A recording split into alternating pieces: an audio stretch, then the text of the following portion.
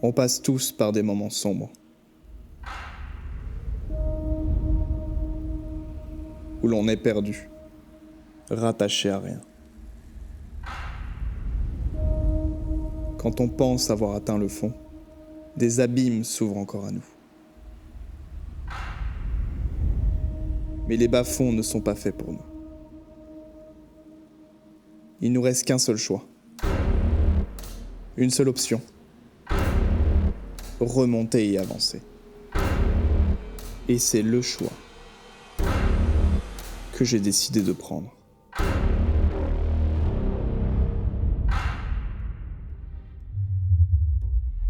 Bonjour à tous, je m'appelle Alexis Morène, bienvenue dans cette première vidéo YouTube qui va être un vlog consacré à mon premier voyage. Actuellement, je fais des vidéos sur les réseaux sociaux et je vais démarrer avec cette première vidéo YouTube. À travers ce voyage, je me suis dépassé, j'ai découvert une nouvelle personne, une nouvelle version de moi-même. Et donc je vais vous raconter ce récit aujourd'hui dans lequel j'ai réussi à vaincre mes peurs, mes doutes. J'ai aussi dépassé certains moments de ma vie où je me sentais pas capable de le faire. Et je vous présente ce voyage qui a été absolument magnifique et un vrai choc pour moi.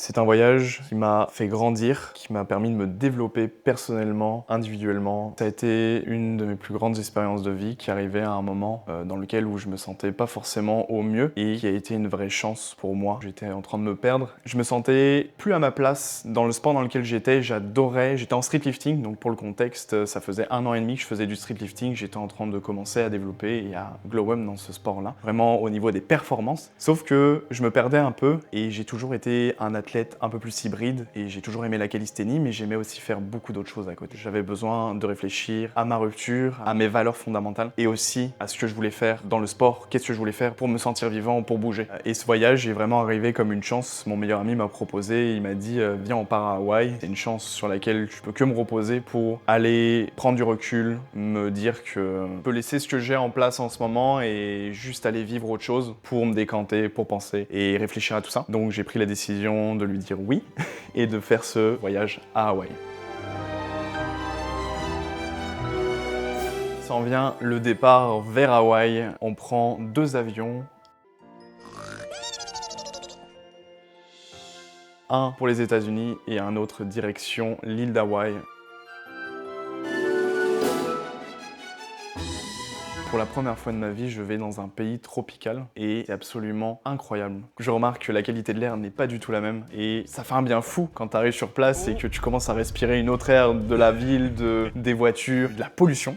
On avait vraiment un air un peu plus pur, il faisait chaud quand on arrivait, c'était incroyable. C'était un vrai banger. C'est banger. Banger. Banger. Banger. Banger. Banger. Banger. Faut que j'arrête de dire incroyable. Il y avait le sourire dans le visage des gens. Il y avait une autre culture qui apparaissait devant moi. Cette profondeur quand on arrive sur une île paradisiaque comme celle-ci et qu'on se dit waouh, où on est. Ça existe vraiment. Je me suis senti complètement emporté par le voyage. On arrive de nuit à Oahu. On est quand même fatigué, donc on va aller vite chercher notre Airbnb où on arrive vers les coups de 21h. Sur place, il y avait un mélange d'excitation et de fatigue, mais il fallait se reposer avant de découvrir la surprise le lendemain.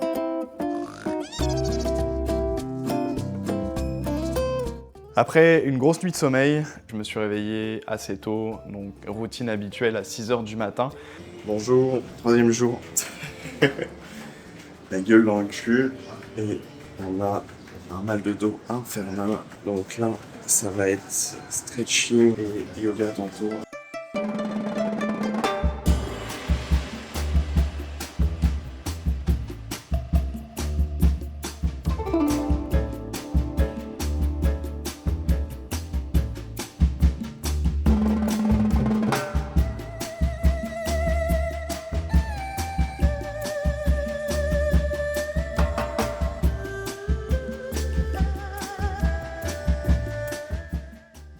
Et je me suis installé à la petite terrasse du Airbnb, tranquillement, lire mon livre, prendre le petit déjeuner, aller découvrir. Et je suis parti courir autour de la plage. Vraiment, j'avais le cœur qui se remplissait d'émotions. Je voyais la plage, je voyais les montagnes juste derrière, que je voyais les gens. Il y a tellement une bonne humeur qui s'installe quand tu commences la journée comme ça. Et je me dis, ce voyage va être extraordinaire.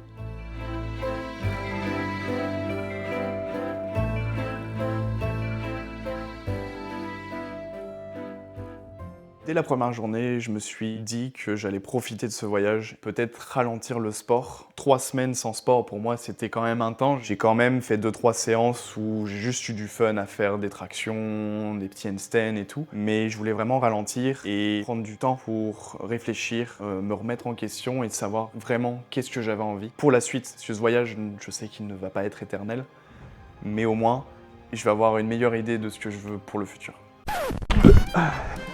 Le kebab remonte. Ouais, plus ça elle me reste pas sur le ventre.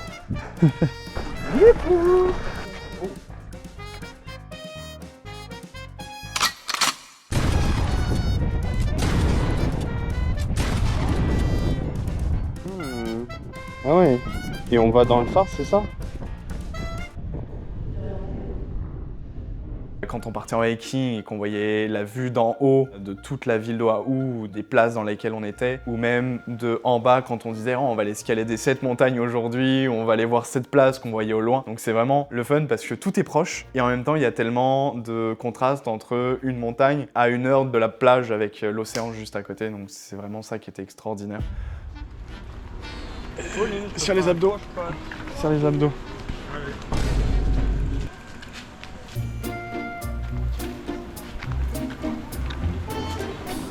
Hi beauty.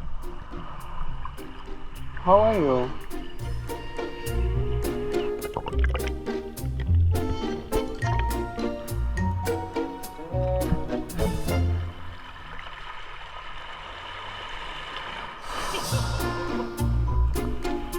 C'est un sacré spécimen. Hein. Il y en a 2. Il y en a une là et il y en a une juste derrière toi. Il n'y a pas d'animaux dangereux à Hawaï. Il y a des petits poulets qui se promènent partout. Il me disait il y a des hey-hey partout. J'avais pas la référence au début. Comme une ferme d'animaux. Un cochon sauvage. Ah, c'est incroyable. Un petit craco. Lilou attaque que de ferme. Il est petite couille. Hein. Pour combien tu manges ça?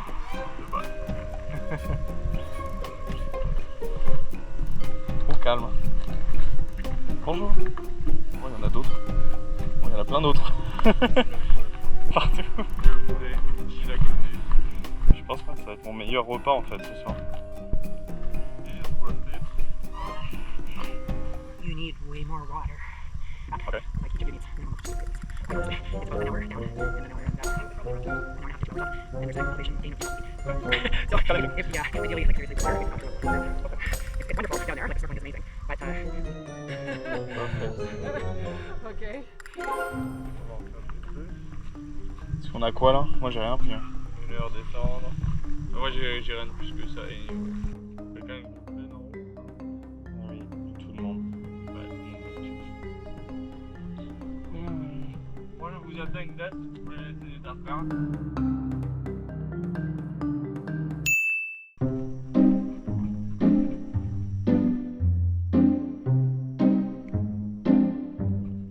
Dinguerie.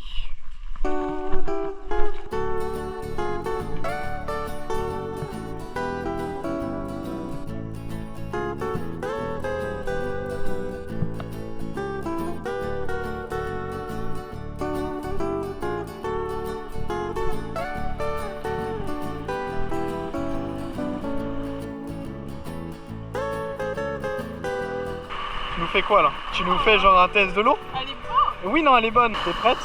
Non. Allez, 3, 2, 1.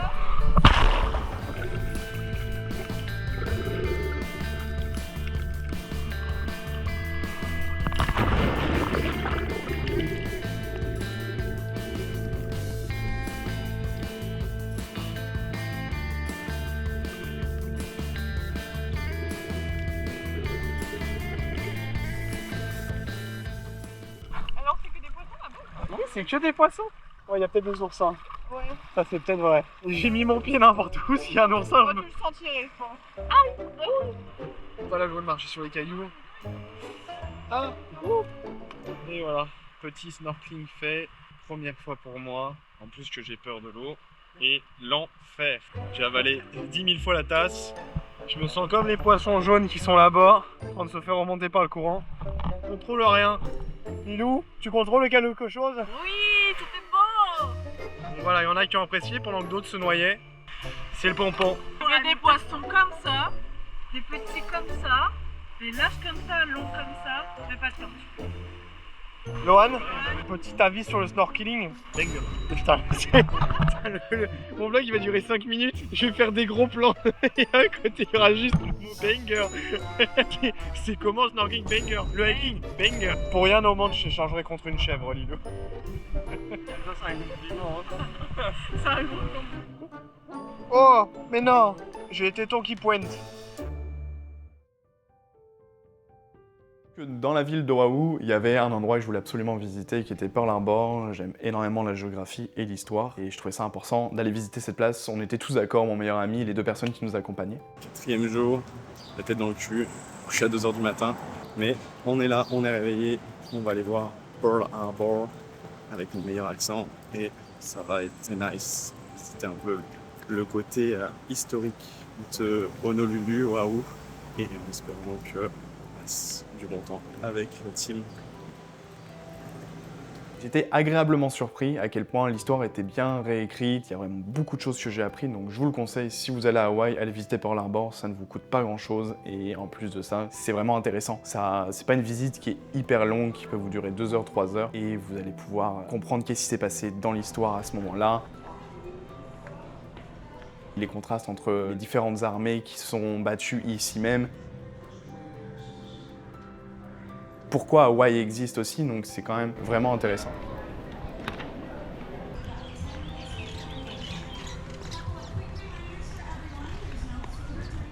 Pour la deuxième journée sur l'île, une surprise nous attendait à la fin de cette journée. La sœur de mon meilleur ami avait pris des billets pour un spectacle qu'on voulait peut-être aller voir, mais on ne savait pas à quoi s'attendre. On a été absolument surpris, c'était l'un des meilleurs moments. Nous avons été voir Warrior Luau, un spectacle absolument magnifique, et c'est maintenant que je vous en parle.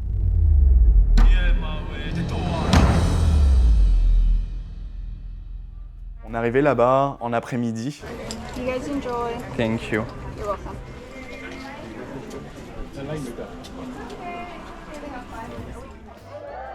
Puis on s'est dirigé vers l'entrée où on nous a accueillis avec des fleurs.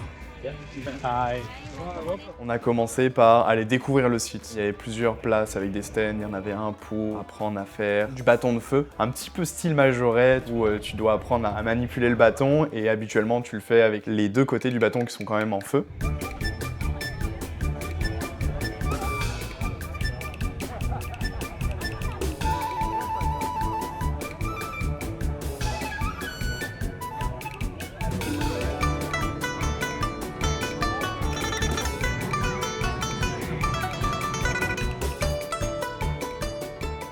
On avait une autre place où on pouvait se faire des petites couronnes, des petites colliers en fleurs personnalisés, c'était vraiment adorable. Moi et mon meilleur ami, on s'est dirigé vers la nourriture vu qu'on on a tout le temps faim. Et on a été se prendre un thé glacé qui était absolument délicieux, sans sucre, un petit thé à la mangue. Là, on s'en est repris, je pense, une dizaine, quinzaine de fois. On l'a torché. C'était un vrai banger. Il y avait des petits coins à souvenirs avec des artisans qui préparaient des petites figurines en bois. On en avait d'autres en coquillage. Il y avait vraiment des trucs un peu plus attrape-tourisme, mais vraiment le côté où c'était fait sur l'île, sur mesure. Et on avait un petit instant photo où on s'est pris style polynésien, là où on avait vraiment des armes avec nous. On était avec un fond de décor pour la photo, qui était vraiment très drôle. On m'a volé mes haches. On avait des tables au milieu pour le dîner qui va se préparer un peu plus tard. Il y avait une grande scène sur laquelle allait avoir le spectacle en fin de journée. Et le chef du village, qui est le chef de la troupe de danse, prépare aussi à manger. Il nous montrait, il nous expliquait la culture, de comment ça se passait. Il faisait cuire du cochon d'une certaine manière, sous terre, avec les braises par-dessus. Donc c'était vraiment très intéressant de regarder ça, très drôle et tout, parce qu'ils mettent ça avec un ton humoristique, avec un côté un peu plus spectacle, dans lequel on reste accroché un peu à l'intrigue, on reste un peu accroché à la vie des personnes et aussi à la culture. Ça dure à peu près 2 heures d'aller faire le tour, de s'amuser, de parler, de discuter avec des nouvelles personnes et aussi de visiter un peu tous les stands. Et arrive le moment où ils nous demandent de nous asseoir. On a la petite mise en scène, ils nous expliquent comment ouvrir une noix de coco, comment mettre du feu, il faut interagir avec les gens qui sont directement sur place. Pendant ce temps-là, ils commencent à préparer la nourriture qui est servie comme un buffet et qui est vraiment des plats typiques de Hawaï. Donc on a dû se resservir 4-5 fois avec mon meilleur ami. On mange énormément. Comment c'est la nourriture? Ok, mange-le pas. Bien. Plein de joie, plein de bonne humeur, c'était vraiment agréable à vivre. Tout ce choc d'émotions-là qui font que ce moment est unique, ils nous font nous mettre dans une ambiance assez familiale, où ils sont tous souriants, que de la bonne humeur autour de soi. Et c'est à ce moment-là que le soleil se couche et que le spectacle commence.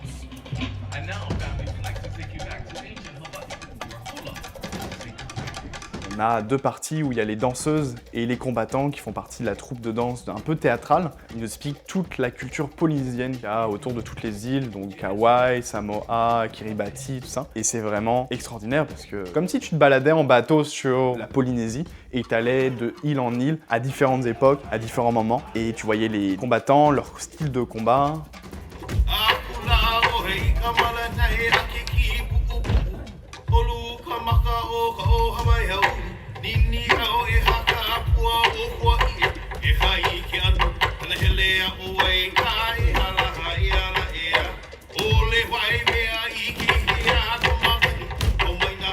Et avec les filles du coup qui faisaient les danses typiques de chaque île. Et ça c'était vraiment magnifique à regarder là, du début jusqu'à la fin. Et impressionnant aussi parce que toi t'as pas l'habitude de voir ça là, mais c'est une autre culture qui s'ouvre devant toi, qui est devant tes yeux. T'as plus l'habitude du populaire, la danse comme le breakdance, le hip-hop et tout. Mais c'est intéressant parce que c'est vraiment un autre style, ça te fait voir d'autres perspectives et ça te fait voir que le monde est vaste. Le point de vue de l'environnement peut être complètement différent dans chaque partie du monde. Donc on profite de ce spectacle. La fin se transforme en une scène de feu.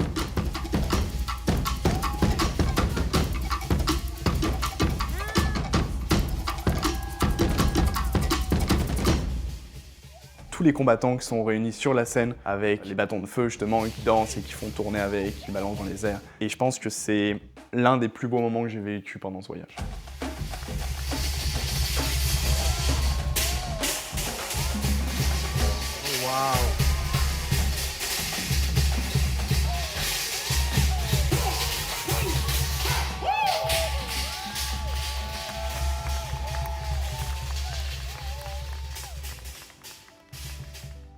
Donc là, principalement, ce voyage se passe super bien. On a eu à peu près 6 jours sur l'île où on a visité des petits hiking à droite, des petites plages à gauche. On a tourné autour de l'île. On est plongé dans la culture directement dès la première île. Ça m'a permis de prendre le temps de souffler, de respirer. Et à un moment pour moi, chaque soir ou chaque matin quand j'allais courir, j'étais un peu plus vide au niveau de ma tête, donc ça me permettait de profiter pleinement de chaque moment.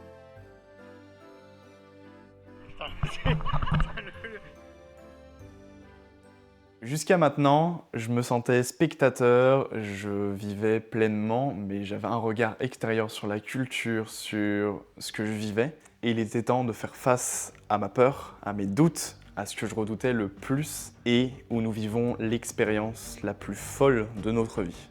Je stresse à mort. J'ai déjà mal au cœur avant d'aller dans l'eau. Actuellement, si on ne voit pas le fond de la mer, c'est comme si on va être en eau profonde.